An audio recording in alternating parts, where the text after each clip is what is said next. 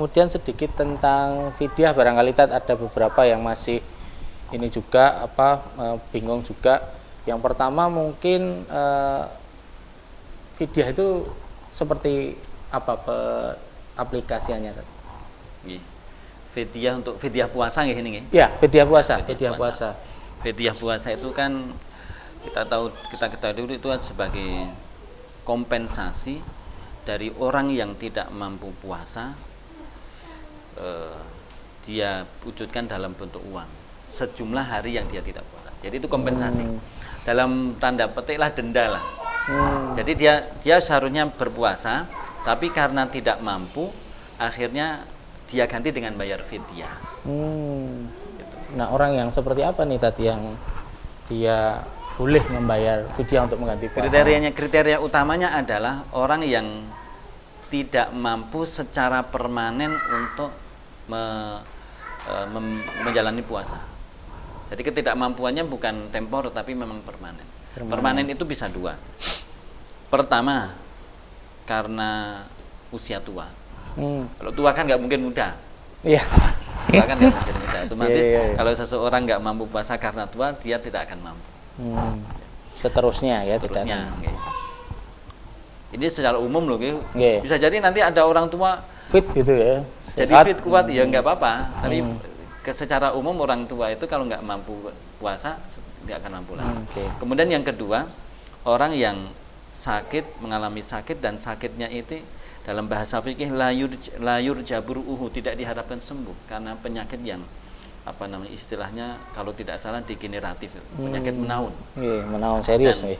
Penyakit menaun itu dan ini memang bisa menjadi lebih parah ketika dia puasa atau menyebabkan dia mati, mengancam nyawanya, atau sembuhnya itu nggak malah mundur itu. Ketika memang dia divonis seperti itu, maka penyakit yang layur jaburu tidak diharapkan sembuhnya ini, maka dia boleh membayar fidyah. Ada pula yang memasukkan wanita hamil dan wanita yang sedang menyusui. Itu memang ada riwayat dari Ibnu Abbas radhiyallahu anhu, ada Ibnu Umar dan Anas bin Malik juga pernah menyampaikan kepada budaknya untuk membayar fidyah. Memang, tapi sebagian ulama juga mengatakan bahwa untuk wanita hamil itu boleh berbuka ketika memang tidak mampu puasa, tetapi nanti mengganti.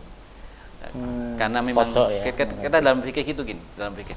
Ketika memang ada pendapat ulama yang muktabar, apalagi sahabat, kalau misalnya ada kaum muslim yang mengambil pendapat mereka, ya nggak apa-apa. Jadi tidak. Misalnya kita berpendapat wanita hamil kalau nggak mampu puasa boleh berbuka tapi ganti. Boleh kita berpendapat seperti itu karena memang pada dasarnya orang yang tidak mampu puasa itu selama ketidakmampuannya ini tidak permanen, dia harus mengganti. Orang hamil kan nggak permanen hamil kan, paling 9 bulan kemudian menyusui. Dan kalau hamil lagi gitu kan, 9 bulan menyusui, hamil lagi. Kok ya sergap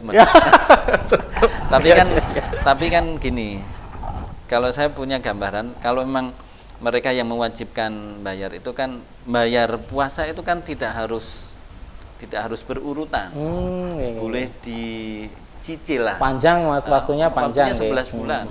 Misalnya 1 pekan itu puasa sehari, 1 pekan puasa sehari, kalau dalam 11 bulan itu kurang lebih ada 165 pekan. Sisa ya masih sisa. Tapi itu tadi, ketika memang ada yang berpendapat bahwa pokoknya kalau wanita hamil dan wanita menyusui tidak mampu puasa dan dia bayar fidyah, ya diperbolehkan. Nggak apa-apa. Memang ada yang berpendapat seperti itu. Kalau ini tadi yang sering ditanyakan kan pekerja berat nih, pekerja fisik berat gitu. Nah itu apakah itu di toleransi dengan fidyah juga atau bagaimana? Pekerja berat nggih. Jadi pekerja berat ini memang pertama kriterianya susah. Karena orang kantoran pun juga mengatakan pekerjaan saya berat. Berat ya. Semua yang bekerja berat ya. Kerja ringan itu ketika kita berada di rumah nyantai-nyantai dapat gaji. Ya, itu kerja ringan itu.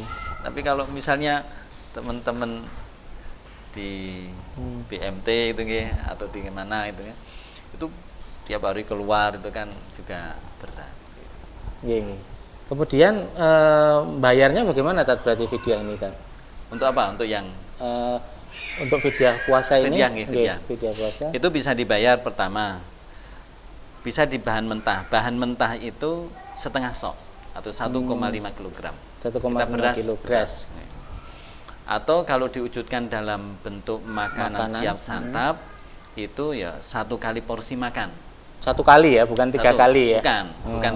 Misalnya kita biasa makan sehari 3 kali, bukan itu yang dimaksudkan. Yang dimaksudkan adalah to'amu miskin itu 1 kali makan.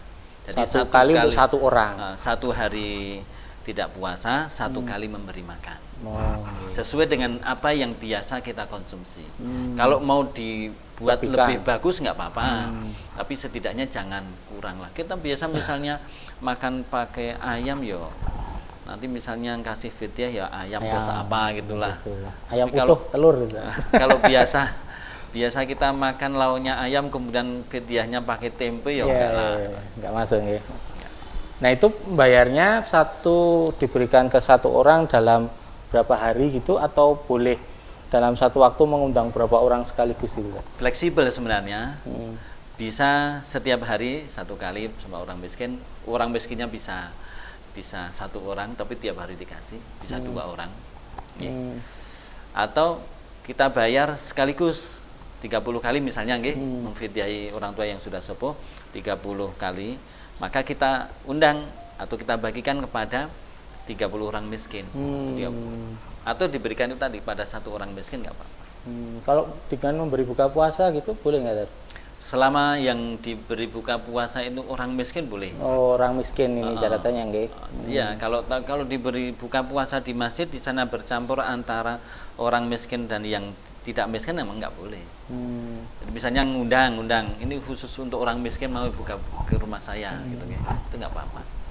Nggih, alhamdulillah. Alhamdulillah cukup mencerahkan Tat.